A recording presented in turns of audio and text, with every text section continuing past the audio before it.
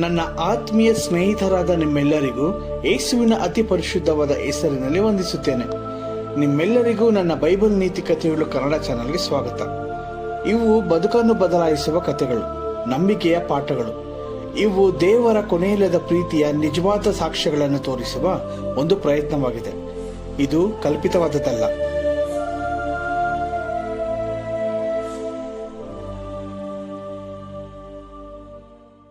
ಈ ಕಥೆಯು ಸತ್ಯಕ್ಕಾಗಿ ಬಂಧಿತರಾದ ಇಬ್ಬರು ದೇವರ ಪರಮ ಭಕ್ತರ ಕತೆ, ಪೌಲ ಮತ್ತು ಸೀಲ.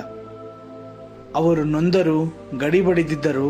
ತಾವು ಆರಾಧನೆ ಮಾಡಿದಾಗ ದೇವರು ಸ್ವಯಂ ಹಸ್ತಕ್ಷೇಪಿಸಿದ ಕತೆ. ಅವರು ದೇವರ ವಿಷಯವನ್ನು ಬೋಧಿಸುತ್ತಿದ್ದರು, ಸತ್ಯವನ್ನು ನುಡಿಯುತ್ತಿದ್ದರು. ಆದರೆ ಅವರು ಸೆರೆಗೆ ಹಾಕಲ್ಪಟ್ಟರು. ಪೌಲ ಮತ್ತು ಸೀಲ ಹಿಂಸೆ ಅನುಭವಿಸಿದರು. ಜನರು ಅವರನ್ನು ಹೊಡೆದರು, ಅವರನ್ನು ಜೈಲಿಗೆ ಎಸೆದರು. ಕೈಗೂ ಕಾಲುಗೂ ಬಿಗಿಯಾದ ಕಂಬಿಗಳಲ್ಲಿ ಶರಣಿಗಳಂತೆ ಹಾಕಲಾಯಿತು. ಇಡೀ ಕಾರಾಗೃಹ ಕತ್ತಲಿಂದ ತುಂಬಿತ್ತು. ಆದರೆ ಅವರ ಮನಸ್ಸು ದೇವರ ಬೆಳಕಿನಿಂದ ಉಜ್ವಲವಾಗಿತ್ತು. ಅವರು ಹಾಡಿದಾಗ ಭೂಮಿ ಕಂಪಿಸಿದಂತಾಯಿತು. ಜೈಲಿನ ಅಸ್ಥಿವಾರಗಳು ಕಂಪಿಸಿತು.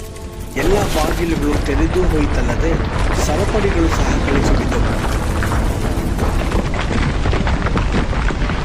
ಅದರನ್ನೆಲ್ಲ ಕಂಡ ಜೈಲರ್ ಬೆದರಿ ಹೋದ. ಆತ ತಕ್ಷಣ ಪೌಲ ಮತ್ತು ಸೀಲರ ಮುಂದೆ ಬಿದ್ದು, ನಾನು ಹೇಗೆ ರಕ್ಷಣೆ ಪಡೆಯಬಹುದು ಎಂದು ಕೇಳಿದ. ಪೌಲನು ನಗುತ್ತಾ ಉತ್ತರಿಸಿದ, ಯೇಸುವನ್ನು ನಂಬು, ನೀನು ಮತ್ತು ನಿನ್ನ ಕುಟುಂಬ ರಕ್ಷಿಸಲ್ಪಡುತ್ತೀರಿ. ಆ ರಾತ್ರಿ ಆತನು ಮತ್ತು ಅವನ ಕುಟುಂಬ ಸಂಪೂರ್ಣವಾಗಿ ದೇವರಲ್ಲಿ ದೀಕ್ಷೆಗೊಂಡರು.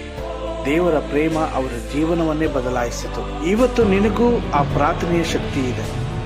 ತೊಂದರೆಗಳ ನಡುವೆ ಆರಾಧನೆ ಮಾಡು, ನೋವಿನ ಮಧ್ಯೆ ಪ್ರಾರ್ಥಿಸು. ದೇವರು ಕೆಲಸ ಮಾಡುವನು. ಯಾಕೆಂದರೆ ಆರಾಧನೆಯು ಬಾಗಿಲುಗಳನ್ನು ತೆರೆಯುತ್ತದೆ, ಸರಪಳಿಗಳನ್ನು ಮುರಿದು ಹಾಕುತ್ತದೆ. ಭಯವಿಲ್ಲ.